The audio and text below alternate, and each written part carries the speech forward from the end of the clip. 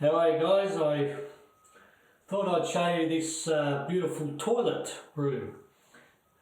Toilets are usually just a standard thing, but this one here, we've made it a little bit special. You can see here we've tiled the back wall up there and we've put in one of these back to wall toilets. That's got the soft closing seat, but it's got a nice little vanity on the wall where it's only very slim, so you've still got plenty of room. I'll have a sit down on this toilet and show you. Still got plenty of room there for my knees.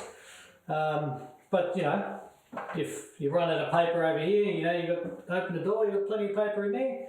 Plus, when you're done, obviously you want to keep your hands clean, especially through the coronavirus. You can give your hands a good old wash in the basin. But it's a beautiful little environment to sit down and have a little think too. So yeah, just thought we'd show you this small regular toilet that we've turned into something more special. Okay.